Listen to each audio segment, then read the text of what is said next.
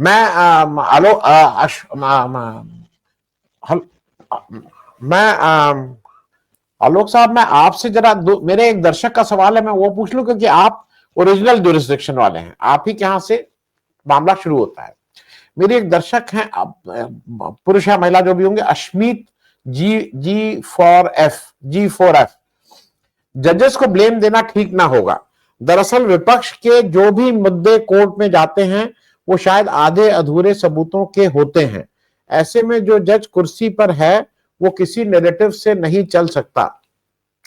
मैं इसके बारे में आपसे जरा एक चीज समझ लूं, जब मैं सुप्रीम कोर्ट की बात करता हूं और जब कॉन्स्टिट्यूशनल मामलों की बात है तो वहां सबूत नहीं है कि वहां इनकी गवाही होगी कि उन्होंने कहां से पीछे से गोली मारी, तो रात का समय।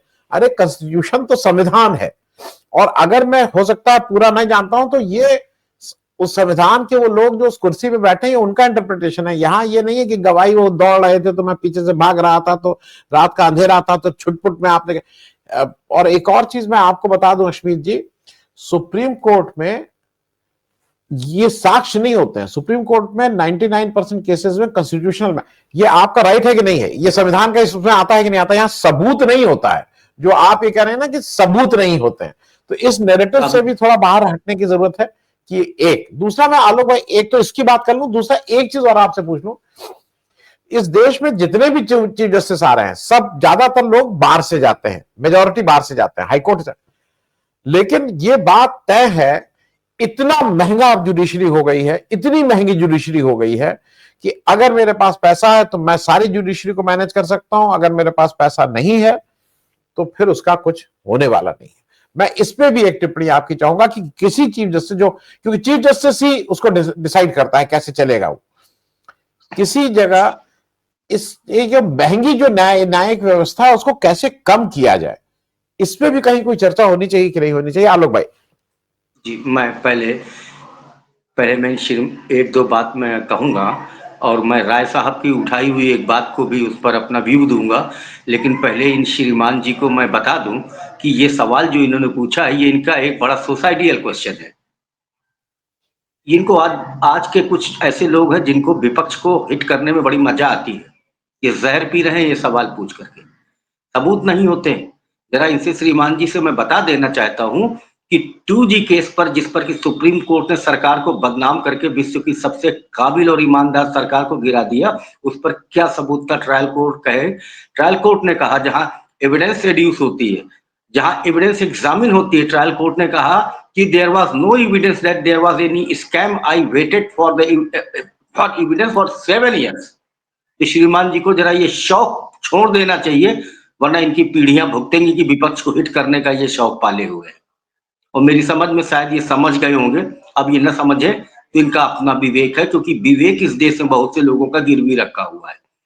सेकंड थिंग, राय साहब ने जो एक बात बताई कि कितना ग्रैंड गाला इन्होंने अपनी ओपनिंग करी है, चंद्रचूड़ ये सूर्यकांत जी ने। ये इवेंट बाजी का जो दौर है, मैं जब नई नई वकालत में गया था आत्मजीत जी 32-33 साल पहले, तो एक मेरे पास आए थे, एक रिटायर्ड डिस्ट्रिक्ट जज आए थे,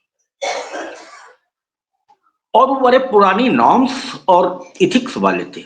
उन्होंने मुझसे दो बातें कही थी। एक बात वकीलों के लिए कही थी कि live like like a hermit and work like a horse. साधु की तरीके रहो और घोड़े की तरीके मेहनत करो। और एक थोड़ा सा ऑब्जेक्शनेबल बात होगी, मैं उसके लिए क्षमा भी मांग लूंगा। उन्होंने जजेस के बारे में कहा था कि जज should live A life of A window. देखिए, विधवाएं कैसे भी रहें, ये हमारी माएँ बहनें हैं, इनका स्वतंत्र अधिकार है। मैं कुछ कहने वाला नहीं होता, मैं क्षमा मांग रहा हूं। मैं पर्टिकुलर कंटेक्स्ट में विडो की बात कर रहा हूं। ये विधवाएं जो श्रृंगार कर करके जो नाच रही हैं, इसलिए देश चौपट हुआ है। इन जजेस को मेरी समझ में एकेडमिक फंक्शन में छोड़ करके कहीं जाने की इजाजत भी नहीं होनी चाहिए। कि अगर आप इतना शौक रखते हैं सोसाइटी में मिंगल होने का, तो आप छोड़िए जुडिशरी, जाइए वकालत करिए, वकालत में छूट है। ब्रिटिश सिस्टम में जजेस को अखबार शाम को पहुंचाया जाता था। हमारे यहाँ पहले जजेस को टेलीफोन नहीं थे लोअर जुडिशरी में। आपको समाज से क्या मतलब, किसका फोन आएगा आपके पास? आपको आपको तो कोई मतलब नहीं, एग्जीक्यूटिव पावर्स तो आपके है नहीं। और जहां तक जुडिशरी के महंगे होने का सवाल है, देखिए सुप्रीम कोर्ट की तो फीसेज इतनी ज्यादा है, सब कुछ है। मैं लोअर जुडिशरी में वकालत करता हूं और सिविल साइड की वकालत करता हूं। मैं हमेशा सोचता हूं कि ये कोर्ट फीस एक्ट इसको रिपील कर देना चाहिए। ये बहुत से लोगों को रोक देता है। मेरे पास कुछ मुकदमे आए और कोर्ट फीस का नाम लेकर के चले गए। मैं जानता हूं उन्होंने मेरे अलावा किसी से केस नहीं कराया होगा। एक तो इकोनॉमी में इतना स्लंप है, आदमी रोटी नहीं चला पा रहा है। 1.5 लाख पौने 2 लाख रुपया कोर्ट फीस कहां भरेगा। जुडिशरी अप्रोच से दूर होती जा रही है। जब आदमी के पास मजे में पैसा था 12-14 साल पहले, वो कहता चलो लड़ लेंगे मुकदमा। अब आदमी कहता है पार्टीशन घर का बाद में करा लेंगे, पहले हम रोटी दाल का तो इंतजाम करें।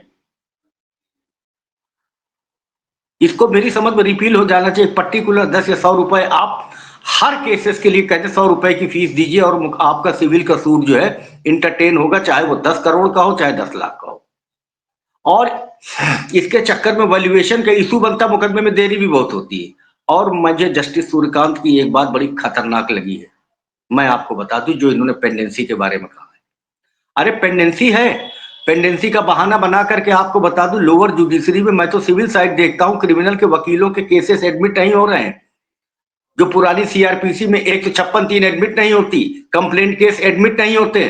किस लिए? पेंडेंसी के लिए। इसका और भी खतरनाक असर ना हो जाकर के आप अपने अधिकारियों को कोई अकाउंटेबिलिटी फिक्स नहीं करते हैं, इसलिए पेंडेंसी है। काम नहीं करते हैं इसलिए पेंडेंसी है। ऑर्डर के लिए फाइल रिजर्व रहती इसलिए पेंडेंसी है। मैं नाम नहीं लूंगा, अगर नाम लूंगा तो राय साहब जरूर जान जाएंगे। मेरे घर का केस है और मैं हाई कोर्ट के वकील साहब से पूछता हूं कि जो है वकील साहब क्या हुआ।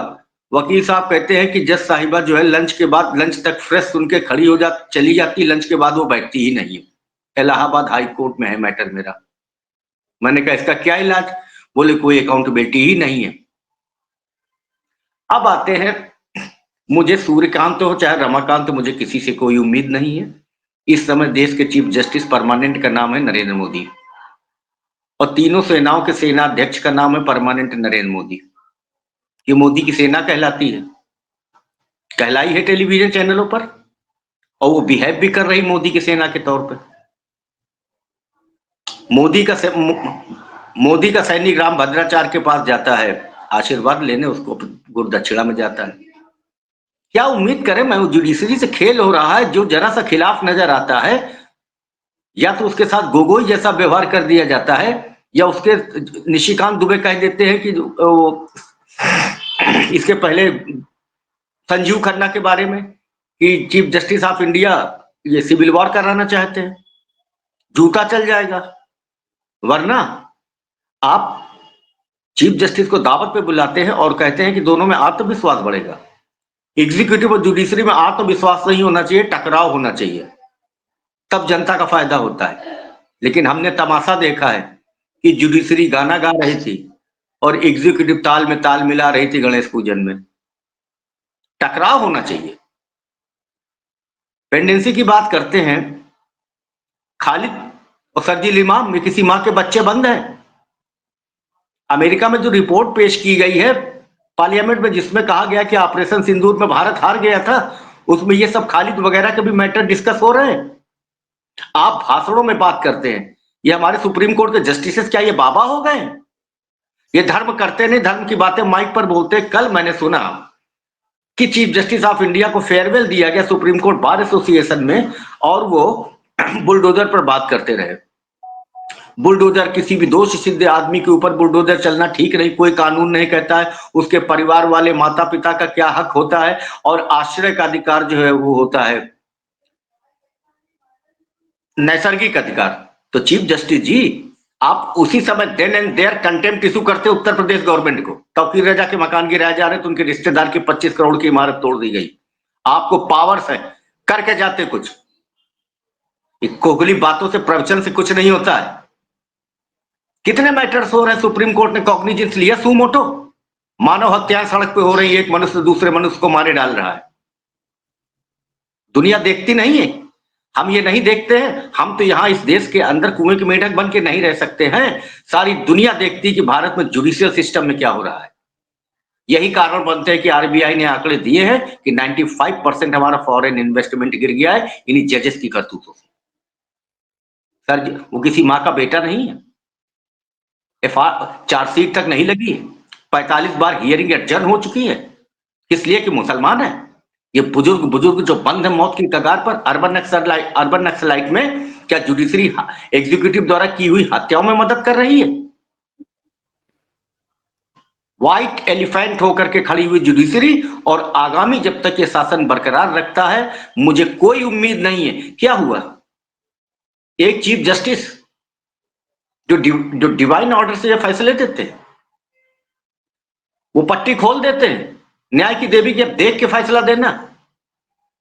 उसके बाद जो फैसला देते हैं उसको खुद कंडेम करते हैं आकर के, फैसले में कुछ नहीं कहते, उसको कंडेम करते बाहर आकर के। तो आप जाइए ना, क्यूरेटिव पिटीशन दाखिल करिए, शायद क्यूरेटिव पिटीशन ही कहते हैं, मुझे करेक्ट कर दे दो हाई कोर्ट के वकील साहबान बैठे हुए हैं। आप ये कहते तमाशा हुआ इस देश में। अरे मैं हिंदू हिंदू हिंदू होकर के मैं देश को नाश थोड़ी ना कर सकता हूं, देश की इज्जत को। क्या तमाशा जजमेंट में किया गया कि ना तो वहां कोई मंदिर था जिसे तोड़ के मस्जिद बनाई गई, मस्जिद को तोड़ना बहुत गलत बात थी, फिर भी जाइए मंदिर बना लीजिए जाकर के। एक ट्रस्ट थी जिसमें बड़े पुराने पुराने बुढ़े साधु महात्मा थे जिनको रुपए पैसे का कोई लालच नहीं था, उसे उनको निकाल के बाहर करके नई ट्रस्ट बना दी गई, जाओ लूटो खाओ जा करके।